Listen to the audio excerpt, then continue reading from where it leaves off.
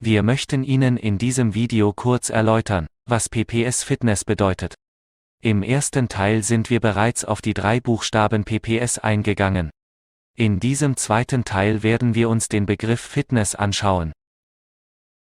Das Wort fit stammt aus dem Englischen und bedeutet so viel wie geeignet, tauglich oder passend. Es stellt sich die Frage, für was sollen sie denn geeignet, tauglich oder passend sein? Fit für einen Marathonlauf? Fit für einen Mathematiktest? Oder fit, um den Chef zu überzeugen? Um zu beurteilen, ob sie fit bzw. passend sind, ist immer die Situation, in der sie sich befinden, zu betrachten.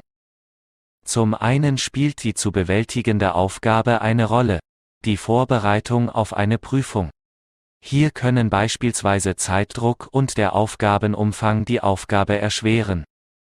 Andererseits ist die Umwelt von Bedeutung.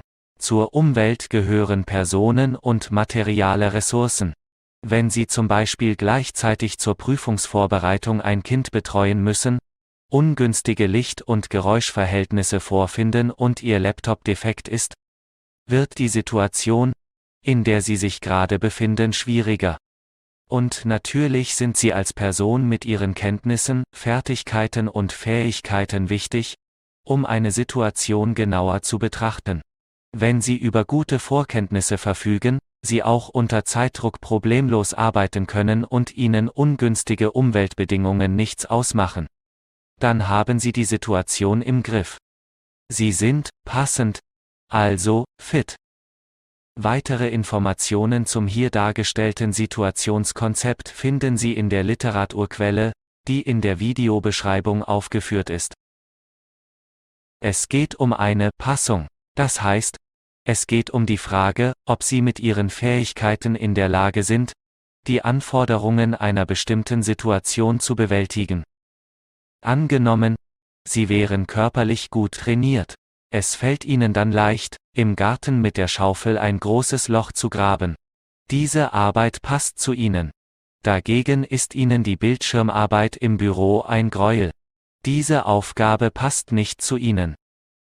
Wenn Sie mit Freunden telefonieren, können Sie ununterbrochen reden. In einer anderen sozialen Umwelt, beispielsweise wenn Sie beim Chef sind, bekommen Sie den Mund kaum auf. Wie Sie bei den aufgeführten Beispielen gesehen haben, können wir bei der Einschätzung, ob wir fit oder unfit sind, wieder 3 Dimensionen unterscheiden. Zum einen bezieht sich die Einstufung der Fitness auf die Passung im physischen Bereich. Zum Beispiel: Ich kann die Hitze im Sommer gut ertragen. Zum anderen können Sie die Passung Ihrer psychischen Fitness beurteilen. Zum Beispiel: Ich habe genug gelernt, um die Prüfung zu bestehen. Und schließlich kann sich die Einstufung der Fitness auf Ihre soziale Fitness beziehen. Zum Beispiel: Ich habe zu wenig Verhandlungsgeschick, um eine Gehaltserhöhung durchzusetzen.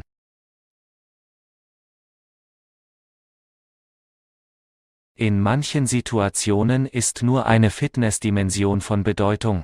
Zum Beispiel die physische Fitness. In anderen Situationen sind die physische, die psychische und die soziale Fitness gleichermaßen wichtig, um die anstehenden Aufgaben mit den zur Verfügung stehenden Ressourcen bewältigen zu können. Trainieren Sie von daher nicht nur die physische Fitness. Optimieren Sie ebenfalls Ihre psychische und soziale Fitness. Wenn Ihnen das Video gefallen hat, klicken Sie auf den Like-Button und abonnieren Sie den Kanal, damit Sie keine neue Folge verpassen. Bis zum nächsten Mal.